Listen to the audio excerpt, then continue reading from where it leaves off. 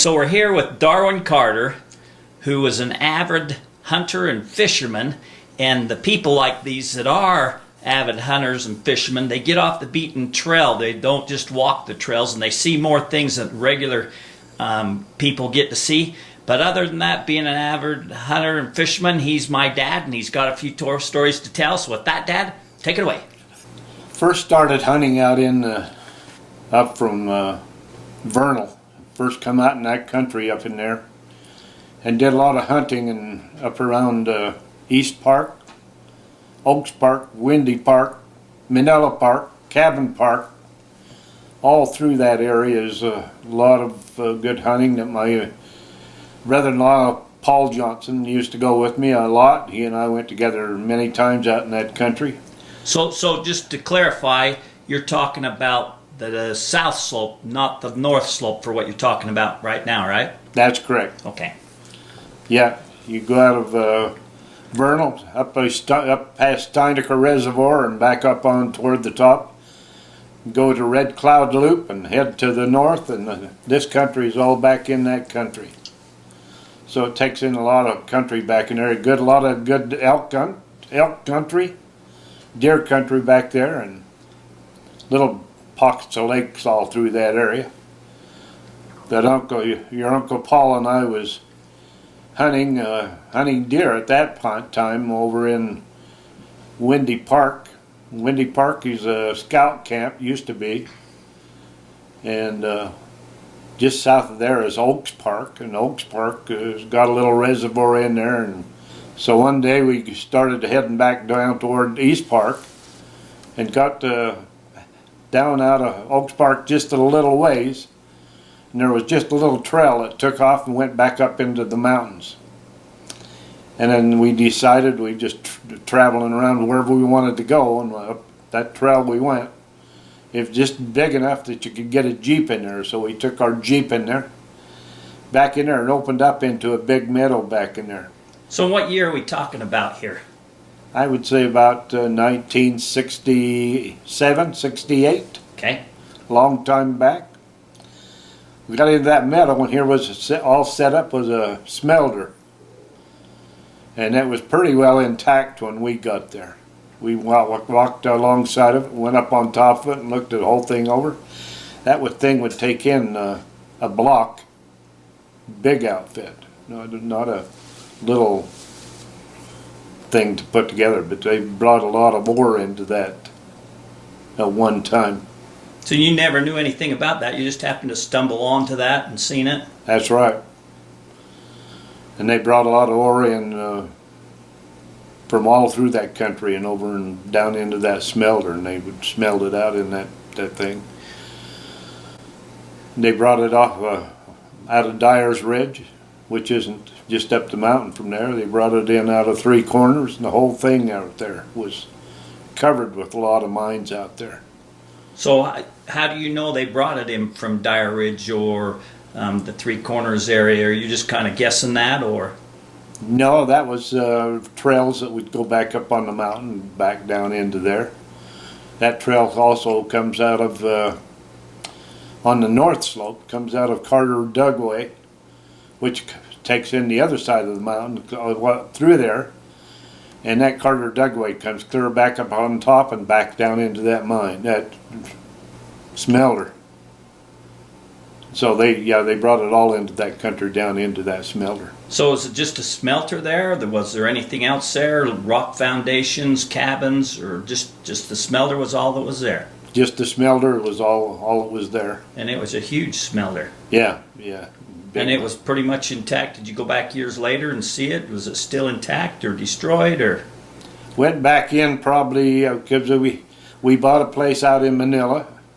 And so then we started hunting the other side of the mountain, on the other side of the ridge. But he and I decided we'd go back over to the old place where we first started hunting back in there, and we went back in where that smelter was.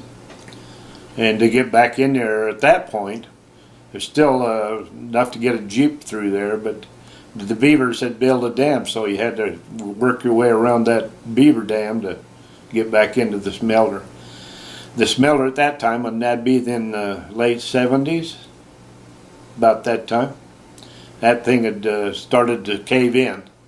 So it was being deteriorated between all the snow and the water and whatever was back in there. But So it was kind of flooded by the beaver dams, or you just couldn't get to it with a vehicle anymore like you could? just couldn't get to it like you could before. The beaver dam was down below it. And so it just really different from the last time I was in there. And I haven't been back since. As you go on that road, there's a gold mine on that red cloud loop that's off to the right as you're coming down toward Vernal, off that red cloud loop. So that's the old ghost town too of Bullionville? Yeah. And so there's mines down there on the other side of the road down through that country. And so if you're looking for that, you just have to take your time and go back into some of the old maps if you can find them and work your way through all that stuff. It was really fascinating for Paul and I to go back in there and see that smelter all set up when we originally seen that.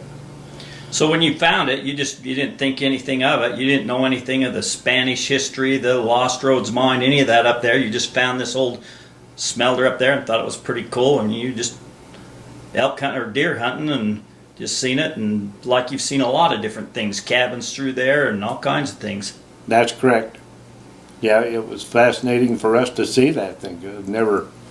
I'd never really seen what a smelter looked like until I seen that one. And it was, as I say, it was a huge one. It wasn't no baby stuff. So they had to really do a lot of work to set that thing up to get it running the way they did. There's a little stream that goes down through that area. But they'd cleared that whole area out, and so that there was just a big meadow back in there, and they had it alongside of that small stream that was back in there.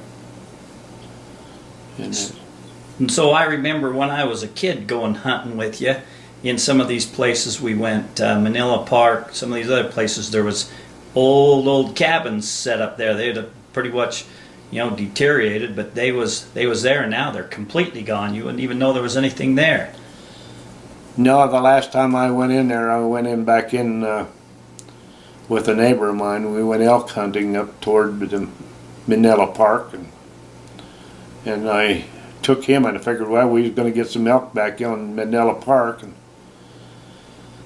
headed out of Windy Park, and you head from there on up, and up we went with the horses, and we got into this cabin meadow, and just about half hour after daylight, here come a guy on a four-wheeler, and he parked his dumb four-wheeler right in the middle of that meadow. My hunt was all gone, and never back in there since.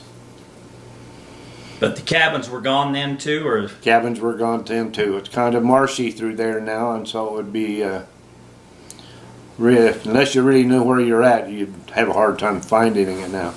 So they did some logging in there several years ago, and they've opened that whole country back up, and there's big up roads back in there to do the logging back in there now. So what's some other things? Have you found any other things? As I know you was telling me, that you found where there was an old camp hidden out of the way up by Antelope Flats, up in that area. Yeah, that's back over, Three Corners area, up just north of Dutch John. There's a copper mine back up in there, and there's an old Jeep road that used to go up and around to where that is, and it's still there. The fire has burned that whole country, so it's not like it was, but it's still sitting there. And you go up by it, and there's a hole that just goes straight down in the ground where they have that copper mine and mine the copper out of that thing. And there's copper mines all out through that area. I didn't know there was a mine there. Just thought there was an old cabin or something that you'd found there, or the remains of, an old stove or something, the old potbelly fireplace things, or... That's another area that's out through there, and you go down to toward Antelope Flats, which is back from where the other one I'm telling you about, and there's a road that goes up on Bear Top Mountain. You can go down farther and around, and the trail goes up Bear Top Mountain, but this is the next road north of that one, and I used to go in there and park in there, and then hike back up into where there's a over the hill. There's a spring back in there, and the elk come into that spring where they can get their water, and there's a lot of good cover in there. And one day I was walking up through that area heading for that hill where I wanted to go hunting, and I bumped into an old camp in there, and it was an old one. It was the camp stove was still there. It was made out of barrels, and had a couple of other things in there that was fascinating. And I bumped into that twice. I went back in last year and I could not find that thing. So I don't know if it's still there or not, but it was. I figured that it might be an old outlaw camp that was put in there before the lake was even put in there. Had the river just down below, and it had a good grassy spot to feed the horses. Wouldn't take them long to get to water either over the hill or down to the river, either one. And all that country's outlaw country, so could have been, you never know. Yeah, it could be that. It wasn't down in the open. It was right back up in the cedars where you'd be hid completely. Like about a block inside of all them cedars trees back in there. Just a little flat area, and it was quite interesting to bump into that thing back in there. Could not find it a year ago, last summer. Took Andy back in there, and he traveled around, and I went around, and I went all over through that, and I couldn't find it. Couldn't find it, huh? Couldn't find it. So, and I know that you've hunted all the way from like Tabiona area all the way over to the mountains east or north of Vernal, and then on the other side on the north slope, all that area. So you ran into a lot of interesting things that's off the beaten path. And yeah, I have. Yeah, all through there. Yeah, Tabiona, that's quite a place over there. They had a lot of gold mines over there. You have to be careful in that country. The Indians will get after you. They still have it. So that you have to be careful in that country. But that's another area. And I used to hunt north of Tabiona, back up, and you had to go through Indian land to get up on top of the wilderness back there, which is beyond the Indian country. So when we go into that town, we head up the canyon. They always had about 4 or 5 Indians there, just right as soon as their property started. And they just ask you one question. They says, "You hunting on our property, or are you going through?" And we said, "We're going through." "All right, otherwise it's going to cost you money in there," and they didn't want you in there. What year was that? That was in the early 60s, or? That would be the early 60s, yeah. Yeah, that's the first area we hunted is over there. Your Uncle Garn, he got us going out to Flaming Gorge because he said that he ran into a lot of deer over on Bear Top. And so we used to hunt Tabiona all back through there. And that was interesting country, but there's a lot of gold mines back up in that country. You just have to stay out of the Indians, so they'll get you. Any other interesting things that you think of? I've popped this video on you kind of on the spur of the moment, but any other interesting things that you ran into that didn't look natural, that you remember you was worried about hunting before and you didn't really care about this stuff, you didn't know about the Spanish, you didn't know about that stuff, so you really wasn't interesting. But thinking back, can you think of anything that was interesting or just didn't quite look right? Or yeah, there was a place back there on the south slope that we run into, and it was probably similar to the same area around Windy Park and area, but a little bit down where that smelter was. We was in there one day, and there's a narrow gauge railroad tracks back in there, and I doubt that I could even find it today. But it was designed for the narrow gauge railroad, and they had it set, and it was going up through the trees at that point. It wasn't in a mine or anything. It was going out through the trees and stuff, son. They was hauling it. Yeah. They was only about 2 foot wide. That might have been part of the gold mining they was looking and doing when they had that small ghost town now called Bullionville. Might have been part of that stuff. Might have been part of that. But I did run onto that one day and while I was hunting up through that country. That's about the biggest things. Didn't think about it or follow it or anything like that because you wasn't worried about that. You was worried about hunting, huh? That's right. Yeah, I was worried about hunting at that time. I know that you've been other places, out in the San Rafael Swell on a motorcycle ride with a guy who was taking you to show you where Butch Cassidy hung out, or where the outlaws hung out that way, and you had to ride your bikes over quicksand and to a cave. And remember that? I did do that. That's at a Farron. So tell me that story.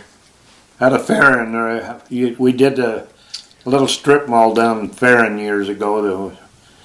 The company was Johnson Electric, and we did that little mall. There was about 5 or 6 little stores all in one mall area, and got acquainted with a guy that lived down in that area, quizzing him a little bit about the area and what it was like down through there. And he says, I told him we had motorcycles, and he said, why don't you bring them down and I'll take you back into one of the caves that Butch Cassidy used.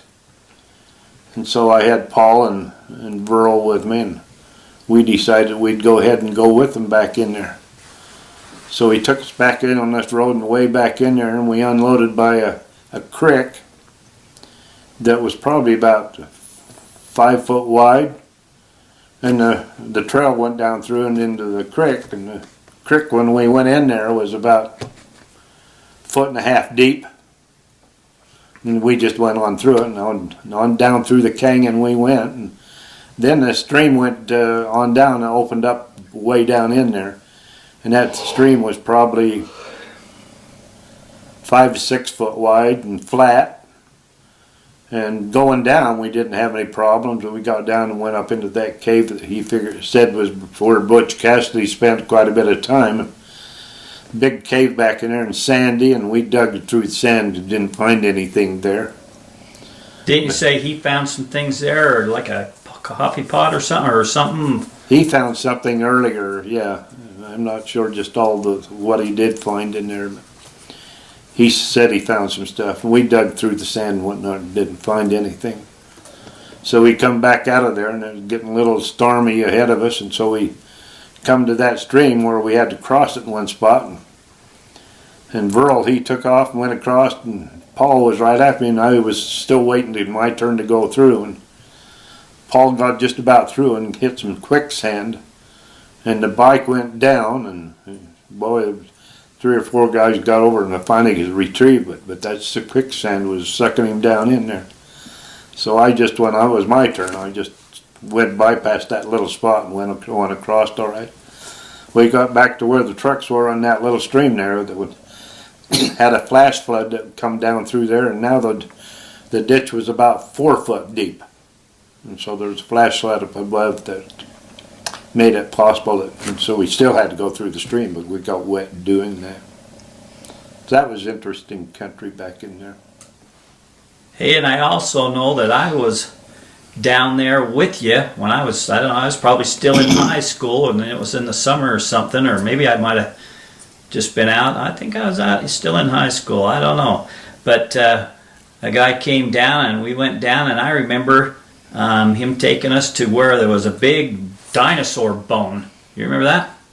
Yeah, I do remember that one. It's down in that same country, just south of Farron and off to the east back in there. There's a road that goes back in there, and Al Nelson took me in there the first time I went in there. But he took us down into that country, and as we was looking through there, it was Paul and Al Nelson. Paul and Al Nelson were real close friends, and he took us in there, and he says, this is the area that we find a lot of dinosaur bone in this area.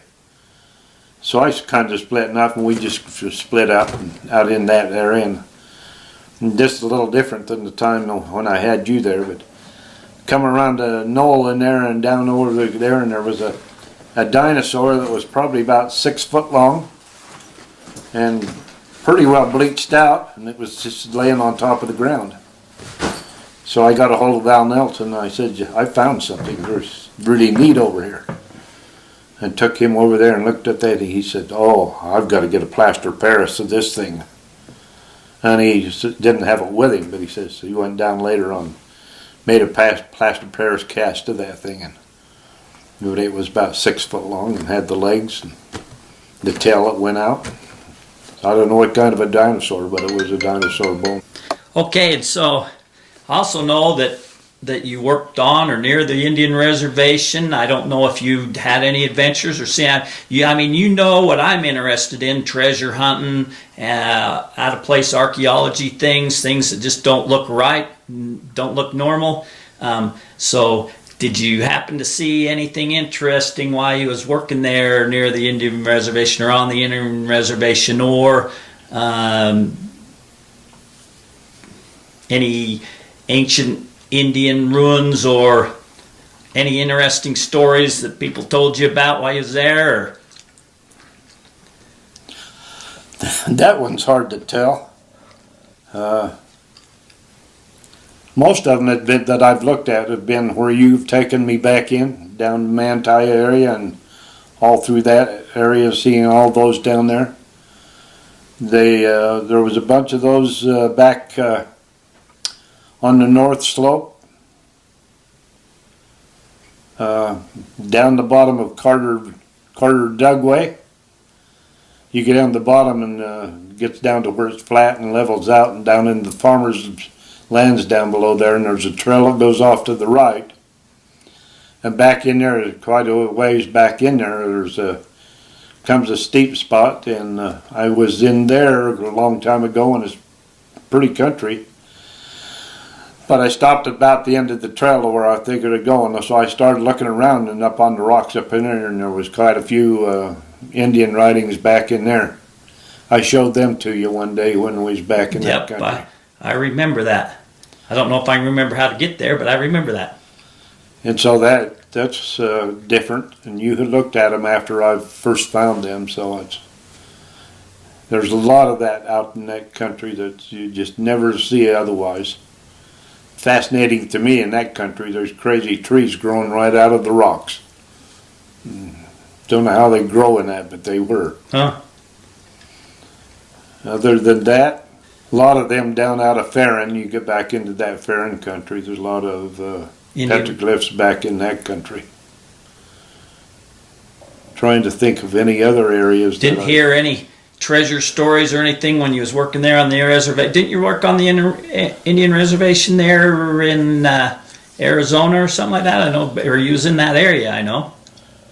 Yeah, that was down out of Holbrook. A lot of petrified wood down in that area. Big trees laying on top of the ground back in there. Petrified? Oh yeah. Them things would be 5 and 6 foot around. And long, they would be laying on top of the ground. They're 20 foot long. Huh. Big trees that is petrified back in there. Fascinating back there. It's all that country. One that was more strange to me than that would be up in Wyoming. And we, Paul and his son-in-law Scott and I went up antelope hunting up in Wyoming. And hunted out pretty hard. All the antelope are on private property, and it cost you $500 to get on their property to go shoot one. So we finally found an area that's still public.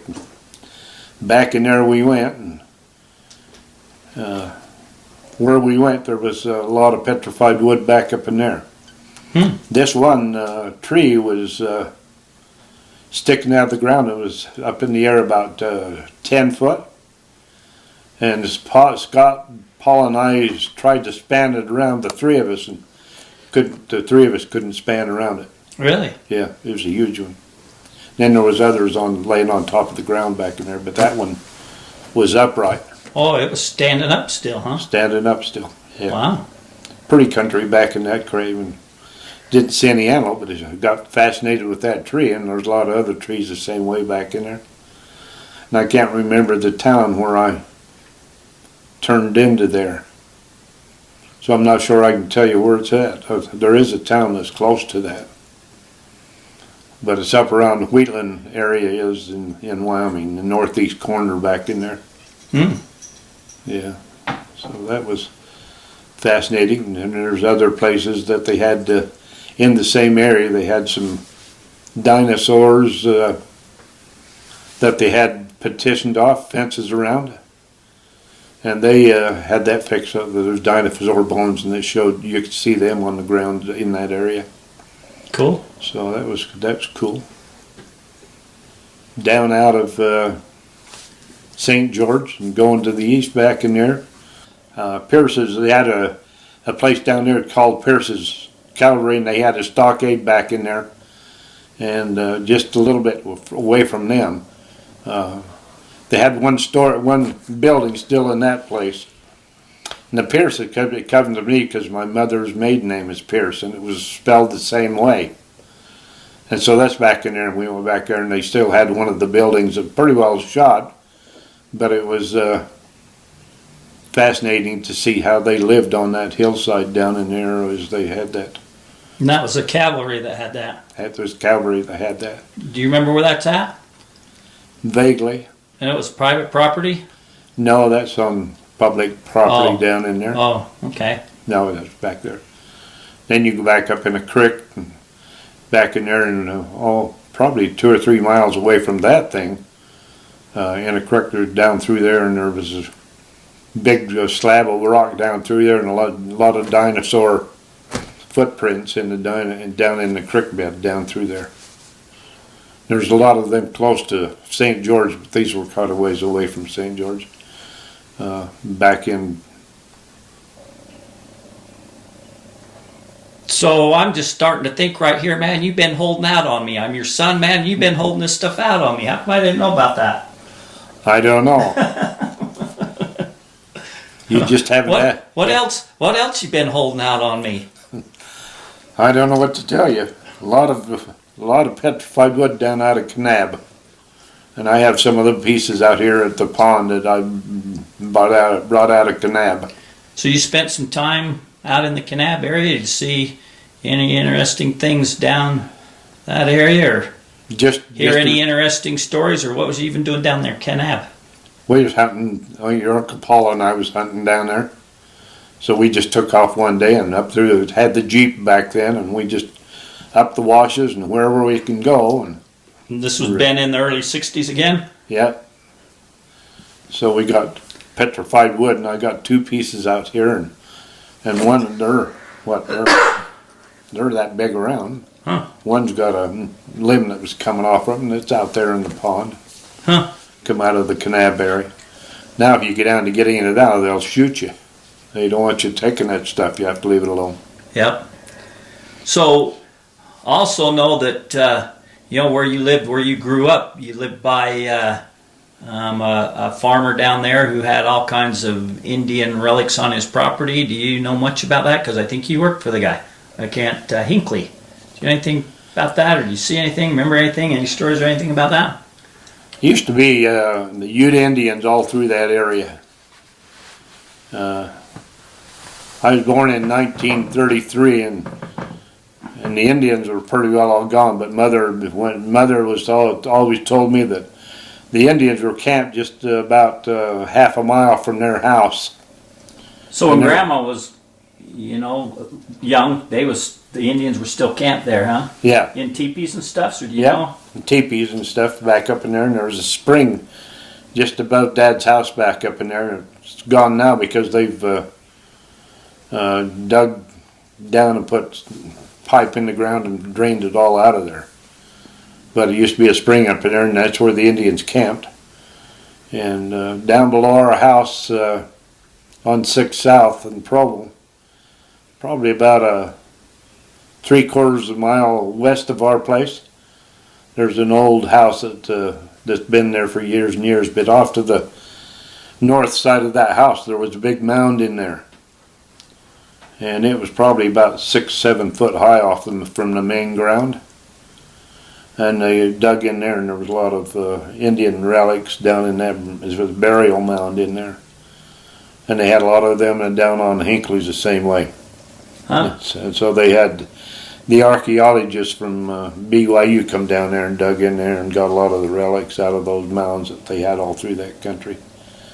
But the Indians used to come down to Mounds, and she'd say they wanted some bread, wanted something to eat. And they had their broken English, and she had quite a story. She always told them she always give them something to eat, but they do that, then they just come back and keep coming back in. So they finally quit doing that, but then they moved them out, and that's where the Utes, I think they're out in the Vernal area, aren't they? Well, there's Utes out there. I don't know if they moved them out there, or I don't know. Yeah, I think they moved them out in that country, back up in that area. Yeah, so there used to be a lot of them, a lot of arrowheads. My brother Garn, he and his wife used to go all over the place finding arrowheads, and they found a lot of them, a lot of spearheads. They're still down there in these places down in Provo. You ought to go look at some of those, but he's got all kinds of... I remember seeing all them and all the old bottles he had. He had a ton of old bottles. I mean, a ton of them. Yeah, I remember that. They'd collect the arrowheads and the bottles that all turned Keller. Yeah. He had a lot of them. I don't know if he still got the bottles, but I know the arrowheads he put on a big board, and he had them all labeled where he found them things. Yeah, so a lot of changes. I'm learning new stories that I never heard from you before. You've been holding out on me, and I don't know why. Because you didn't I thought ask I was me. your favorite son, but you must have been telling everything to Donald and not me. Nope, I didn't hear it. So the whole purpose of this video is to interview your family, the old timers, and ask them questions, because they're not interested in this stuff, but they've seen this stuff, especially if they're hunters or fishermen and that, because they got around, they got off the beaten trail and they seen things that didn't really mean anything to them. It was cool to see, but they didn't care. They was worried about hunting. So Back in them days, that was part of the way of life. When I was down there, they didn't have any refrigerators, so Mom and Dad had to rent a storage locker up, be about 6 South and right against the train tracks. They had a place there that you could buy ice, and so the first thing we had was had a locker in there, and they'd kill a pig. They'd put the meat in that locker in the fall, and then they'd have that all through the winter. Finally, they got a refrigerator that had to have ice, and so then they'd go up and get a block of ice and put in that down there and to keep all things cool. And so that's how they finally got electricity down there. And the house is still standing that Mom and Dad built. About the time I was born, about 1932, 33, 34, right in there. And a lot of changes since then. So you're saying when you grew up, you didn't have electricity, you didn't have a fridge, or you did have electricity, you didn't have a fridge? Didn't have a fridge. Had to what they called it was a fridge, but it was just had to have a block of ice put in it. And that's how they did. Grandpa Carter, which was across the street from where Dad built his Your place. grandpa. My grandpa. He had a ice house, and it's still there today. It's just a little bit west of his house and just a little bit behind it. You get there and it's a brick house, a brick building, and it's probably about 8 foot square. And you open the door, and drops down in there about 6 foot. He'd go down to the lake when the ice was on in the wintertime, and cut the ice out and put it in there and cover it over with sawdust. And that's how he had the ice house there. And the ice house is still there, but they don't use it for that anymore. But that's what it was built. And it would last all summer, that ice? Last all summer. Really? Yeah. And so the ice house is still there, but then Grandpa, he'd go in the winter, he'd go down to the lake and take his team of horses and go across the lake to get logs to build for the fire. They had to So fireplaces. there wasn't, all the wood was pretty much chopped down around this area, so he'd go across the lake and Yeah, in the winter. he'd wait till it froze over because it was Yeah. closer to just go straight instead of clear around the lake. Yeah, or up on the mountain up this way. Just a lot easier for him. So about the last times he did, he's coming back with a load of logs and got part way and down went the wagon and lost the wagon. Broke through the ice. Broke through the ice. Got the horses out, but the wagon, they couldn't get it out of there.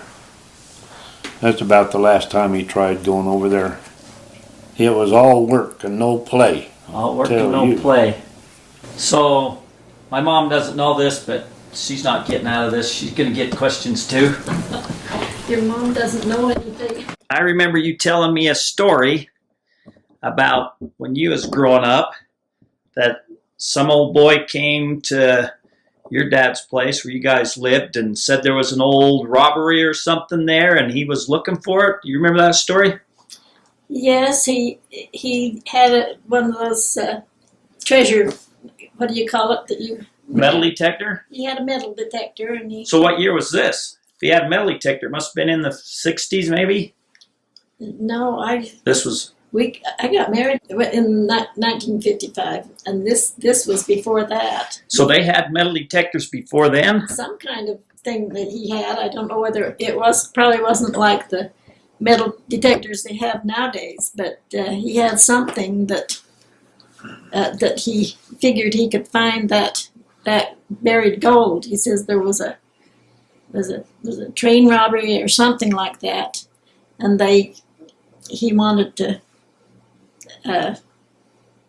look all over Mom and Dad's property to see if he could find it. He was pretty sure that that's where it was buried.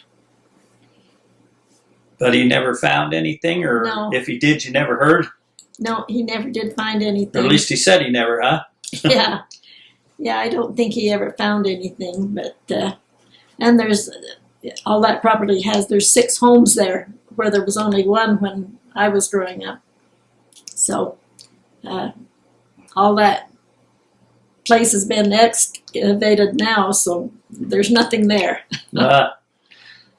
So I know, talking about Dad saying that, that they had a nice deal they had to use for the refrigerator. I think when you was growing up, you guys didn't have an inside bathroom. You had an outside bathroom, and yeah, when we moved there on Carterville Road, it was an old house then, and there wasn't any indoor plumbing at all. There was a well out the kitchen door that would pump the water. And the first thing my dad did was modernize and get the water into the house so it was more convenient. But they kept that old outhouse because we only had one bathroom in the house. And so they kept the outhouse for a spare until my brother Paul bought the place and he got rid of the outhouse. so, I want to say that you guys must have had a pretty poor life. I was a fairly rich life. You probably don't remember this because you're probably getting old and senile, but I lived in a 2-story igloo when I was born. I was from a wealthy family. Yeah, you were born in Alaska, and you always told the kids that you killed a bear before you were 3. That's what they do in Alaska. That's part of being an Alaskan citizen, is you have to have done that. Yeah, but we came home when you were 10 months old, so. Oh, hey, man, I'm deleting that off this video. Yeah, when we were young, I was from a large family. I was the youngest of 12. One died at birth, but all the rest grew to maturity. And we worked. If it wasn't around the house and in the garden, and I think I was 9 when I started picking fruit. And the only reason the farmers let me do that at 9 is because my older brothers and sisters were working for him, and so they could keep an eye on me. But we just worked. We helped with the finances. We bought our own clothes and paid for our own school supplies. And nowadays, it seems like the kids think that everything's got to come on a silver platter and they don't have to lift a finger to earn it. And I think that's terrible because they aren't learning to work. So they're going to have a hard time when they get to be adults and they don't know how to work. Yeah, I think you guys ruined me by moving onto a farm when I was a kid and making me milk twice a day, even on Sunday, feeding the cows and the chickens and the pigs, and that was child abuse. Yeah, that was you know how to work though. That's true. I know how to work. So What'd you have to do on Christmas? I had to milk the cows before I could open any of my presents. There you go. So do you have any other stories that you might know that might be interesting me? Any old treasure stories maybe, or something where something could have been lost, or any family history or anything like that you've been keeping a secret from me, just like my dad's been keeping secrets from me? No, I guess my family wasn't all that interesting. I remember when I was a kid going to school and they'd have this Red Cross drive, and you'd give a penny or something, they'd give you a little tin badge that'd clip on your shirt, and you never really would let me give money to the Red Cross, a penny, and a penny back then was a lot of money. What's that reason? Well, when my brother was in the service, when they were in a battle, and they'd go out to fight, and when they'd come in, the Red Cross would be there with coffee, and the generals and the bigwigs all got their coffee free, but the soldier had to pay for it. So that just kind of made me not trust the Red Cross. Keep going with that story of the Baton Death March. Oh, I don't know whether, well, my brother Johnny was a prisoner of war, and he was captured, and he was on that Baton Death March. That he was missing in action for 3.5 years, and when they were finally rescued, he was just skin and bones because they starved him pretty bad, and but before they sent him home, the government, they put him in the hospital and got him, fattened him up really, so they didn't look so bad. But he had a lot of stories about how, he says it wasn't the people. He says the people sometimes would sneak food to him. But I remember you saying that they sent a letter, the Red Cross, to you. Oh yeah, they sent a telegram telling Mom and Dad that Johnny had been rescued. They sent a telegram when he was rescued, but then they sent him a bill for that telegram. How much was that? I don't remember. But it was a lot of money back then, right? Yeah, back then it was a lot of money, and I didn't think that was very good. That was the Red Cross. So, now, my brother Donald doesn't know this. So my brother Donald lived on the Indian Reservation for the Navajos. He even learned how to speak Navajo. Say hi in Navajo, Donald. Tell me how cute I am in Navajo. I am Navajo. Oh, thank you. In Navajo, they say yate. A lot of people say yatahe, but that's not really the correct pronunciation. It's yaate. In the Navajo language, is real descriptive, so that's why they used it in World War II for the code talkers, is because they could describe things. They didn't have a word for a lot of things, so people could say something and the other person could understand it, even though they had different ways of describing things. Like to say a bomb in Navajo, the way I learned to say it is That's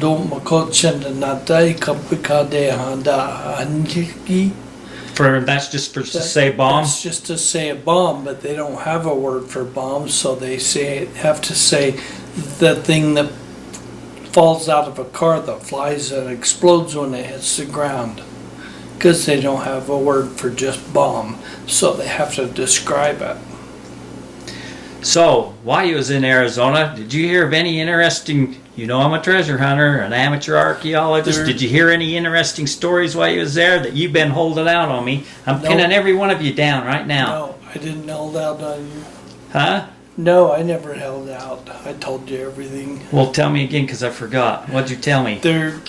I didn't hear any stories, but we did come across a lot of Indian ruins and stuff up in the canyons and different things down there. There were just archaeological things, just the old buildings. I was down by where they have the Chaco Canyon and ruins like that are well known. But there were little tiny ones all over the place. You could hike out in the canyons and find them by the rivers all over down there. So did these were ancient ruins of the Anasazis, or did the Navajos have anything to say about them? Any stories about them? Did you hear any interesting stories? They didn't have stories about Indian treasure hunting, but they have their own cultural beliefs and stories about people that turn into animals and run great distances. Skinwalkers. I was in one area that they had a guy that worked for the government for carrying the mail, and he would run down to the bottom of the Grand Canyon every day and back up to deliver mail. Really? And a lot of people in the area said he was a skinwalker, and that's how he did it, is because he'd turn into an animal before he'd run down there. And that's a long ways down. It would take him all day to go down and back, but he did it every day. Huh. What else you got for me, man? Don't hold out on me. You've held out on me my whole life, man, and I'm tired of it. I want it right now. I want the info right now. Sorry, but that's all. That's all I know. Oh. Okay. You're saving the good stuff for when I turn the camera off then? Yep. Okay. Then I'll remember good stuff. Because I put you on the spot and you didn't have time to think about it, so you're not... Or because I don't know any good stuff. Oh. Because I'm younger than you, so everything I know is new stuff, not old stuff. Oh, all right. Yeah, but you went to the cool places. You learned how to speak fluent Navajo. You probably can't do it anymore because you haven't done it for so long. But you could back then. I could back then. That was when you was young, huh? That was when I was young. Ask him how many languages he knows. That was 30 years ago. So I know you've traveled all over the country. I don't know where all, but you hear any interesting treasure stories or any interesting out-of-place archaeological stories, or you just didn't care, or you're just keeping it a secret from me? No, I'm not keeping it a secret. Like, I talked with Uncle Paul, and he was over in Korea during the Korean War. And I was in Korea about years and years later, and he told me that when he was there, everything was just all blown up. But when I was there, it was real pretty, and lots of trees and lakes and mountains and stuff. So it was a totally different place from when he was there and when I was there. You got anything more you want to say, Dad? You got any more stories? You thought of any more stories for me, or are you going to hold out on me? I don't know. Lots of stuff if you ask the right question. Well, I don't know what to ask if I don't know them. You've held out on me all my life, and I'm going to get this stuff out of you right now. So what I want to know is I want to know about the old boy in your neighborhood that was the rich old miser that didn't keep his money in the bank. He buried it in the backyard. Nobody knows about that to this day, but you know where that house is or that property is, and there's a chance that he could have buried money on his property. You got anything like that? You can, come on, give your kid a clue here, man. Yeah, the clue's all gone, but that's Uncle Bert. That was my dad's brother, oldest brother.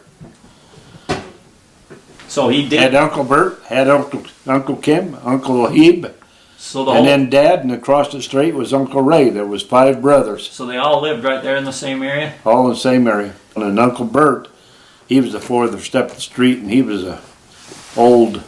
He was old when I was young, and he didn't believe in banks. But finally, when he got to the point where he passed away, he had Bud and Phil and who was the other one? Ned. And they had some daughters in there too. But after he passed away, they was back in cleaning some of the things out in the back granary and cleaned the stuff out. And they come up on an old can. They had a lid on it, and in that can it was full of money, all different kinds of coins and way back. 1823s and way back. He had in that can. So that's the only thing they found. Possibly there could be other stuff maybe buried on the property. Possible. But is his home still there? His home is still there. So there's possibility maybe that there could have been something buried right in the yard close by. I mean, maybe not. Maybe. But at the very least, there could be old coins out in the yard. That's probably the case. Yeah, you probably do that. So you're gonna have to show me this so we can go see if we can go detect their yard. You'd have to, I don't know who owns it now. If it's still, Well, you just show me the house and I can show you the house. We'll go knock on the door. Yeah, I can show you the house. That house is still there, and Uncle Kim's is still there. Uncle Heeb's is still there, and Dad's is still there, and the old house where I was born across the street's still there. So all them yards Yeah. would be interesting. Could be some interesting old coins or anything, something like that found possibly. Possible. Yeah. Probably all through that country. Probably if you went down through there, you could get on there probably. You might find something, old coins in that area. Very possible. I don't know if anybody's did that before. So you saying you worked for Hinckley? He's the one that had, that's where the Indian camped out right there on his property. That's where the mounds were. That's where. Yeah, down toward the lake. He's up in the fields quite a ways, but the lake goes down below there, and what they called cruising ground, that belonged to the government. It was you could run on it if you got permission to do that, and he did that, a lot of that. But down on the cruising ground way, they had the mounds and different. There's where the Indians lived down in that area close to the lake. Uh-huh. And so there was a lot of mounds and stuff down there, and that's where the archaeologists dug a lot of them up, and they have them still up today, up to the museum at BYU. They dug out of those mounds back in there. The first one wasn't very far from our house to where that one behind that old house was. The old house is now gone, and of course that mound has been leveled out and went through. But them was the early days, and the way things were back then. For enjoyment back in our day, my cousin Dwayne and I, he lived in Uncle Heeb's house, and we would spend a lot of time together, and we'd go down to the field, and down below Dad's place, down in the creek where he had the cows, that's where we'd learn how to swim. We'd go in bare naked in the Skinny farming. dipping in the stream, huh? Yep, and then finally I figured out how to swim. I wouldn't go up, but I stayed pretty well stationary with that stream that was running down through there. Then I figured, well, I've got this select now, so we spent a lot of time down there in the creek in the summer when I was young. And then we finally gravitated from there to the Provo River, and we took our suits with us over there. I jumped the horse into the river and swim down through the hole that was over there, and that I know where that spot is. We used to spend a lot of time over there in the river. So a lot of kids used to swim there? A lot of kids used to there. So, see, you're holding out on me. See, that would be a great place to go check in the water, the metal detector, see what's lost in that hole. You're holding out on me, so I guess you're going to have to show me where that's at. So I'm going to check it out. I can show you that spot. Yeah. There's a hayfield just down below that spot that Mary and Hinckley used to run hay in there, and we'd go baling hay over there, and one day when I didn't happen to be with them, they come upon a turtle, and it was about that big around. Really? Yeah. Here? here in Yeah, the Provo area. yeah. Really? So they got that thing, and they was baling hay, and they put it in the front seat of the truck and had the window down a little ways, not all the way, but partial. And when they come back, quit for the day, the turtle was gone. You did So climb out, huh? somehow got out of that window and never didn't see it anymore. So back to the old swimming hole. You know, that's what you guys did way back then, is you made your own fun. You had your own swimming holes because they didn't have video games, they didn't have movie theaters, they didn't have TV. You didn't have. That's what you did, was you went out. And so now I'm just now thinking I got to pick your brain on where you guys hung out, what you did for fun, just because that's where there's a chance of finding some interesting things with the metal detector. Well, like I say, that was most times when I was real young, we'd get down to the creek, and they've changed the direction of that creek. Used to go down through a long ways down in there. Now they've blocked it off and taken it out into Mud Lake faster than what they used to. So is the ditch still there where it used to be, or have they filled it in? Haven't been over in there for years, so I don't know how to answer that question. But you certainly walk over in there, because they've taken all the roads out that we used to have down through that country. So there used to be a lot of springs over in that area. Had one spring, and I talked to Dwayne here a couple of years ago, and I asked him about a certain spring, and he said, yeah, it's still there. And it was real soft water. Just bubble up out of the ground about that big round. So that's, in the olden days, that's where the Indians would have hung out, that's where the pioneers would have went, so that'd be an interesting place, and that stuff's all private property, so if a guy could get permission to do some metal detecting there, you know, these places would be some great. So I gotta get you in the car, have you take me around to all these old spots so I can mark them, so I can go check all these places out, see what I can find. You have to take the time. I got the day off. That's true. I don't have much time, but I gotta make time. Used to be some hot pots up Spanish Fork Canyon off to the left as you went up in there. And they had guys would go up there and take the hot baths and those things, and they had dumb people go in there with drugs and whatnot and make a drug house, so they destroyed it all, so it's no longer there either.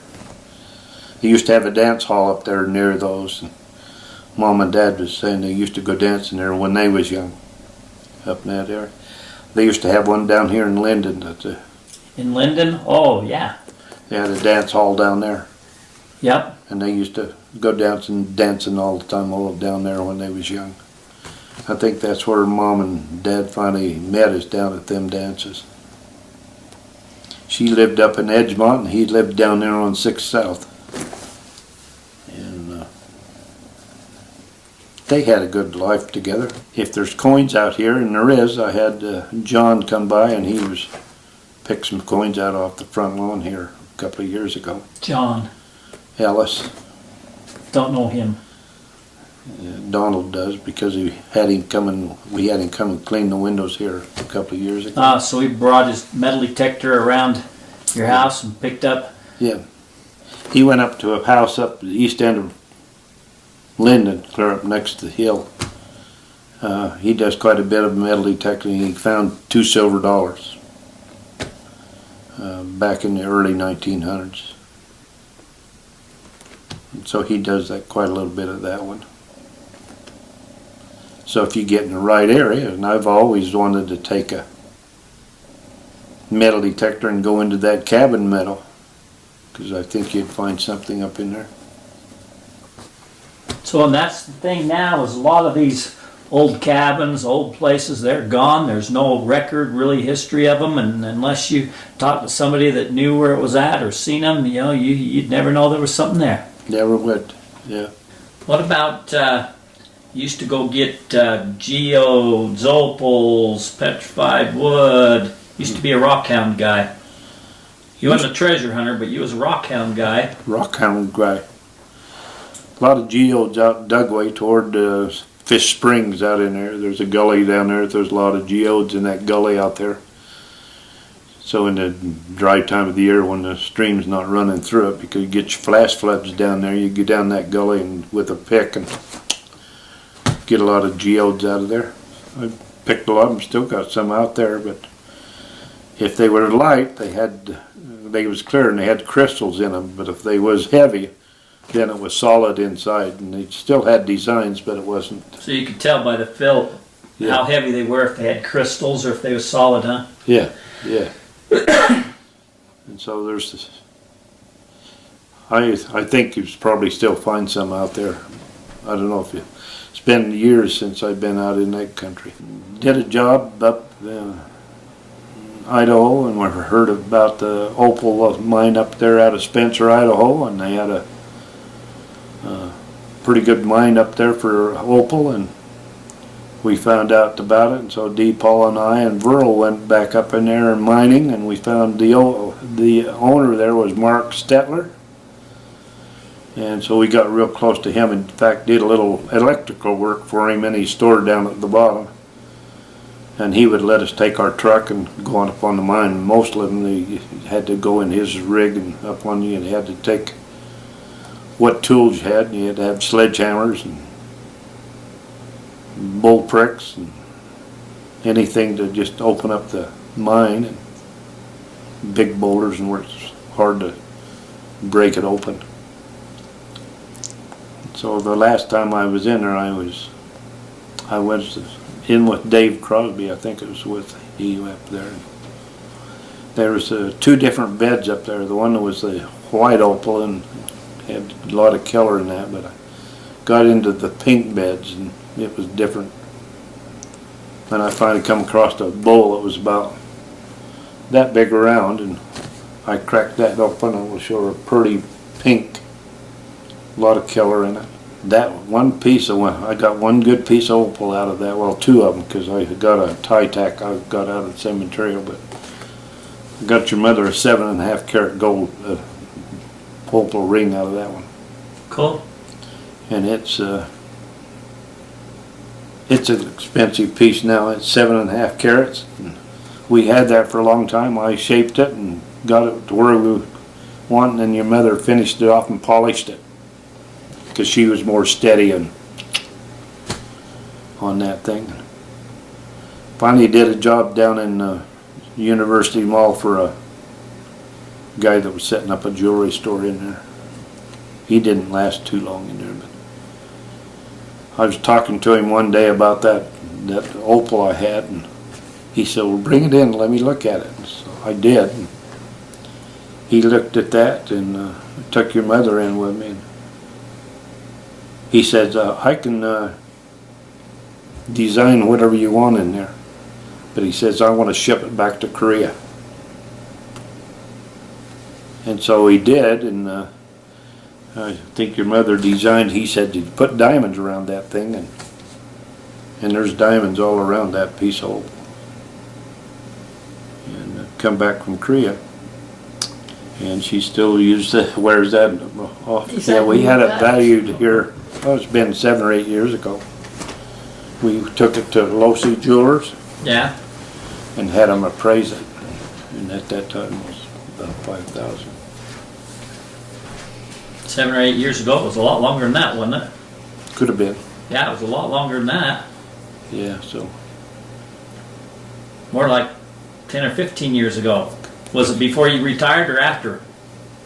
Oh, before. So how long you been retired? 21 years. So I guess it was longer than 7 or 8 years, 21 years ago. I guess so. But it's for being that big of a stone, it's one of the better ones. So.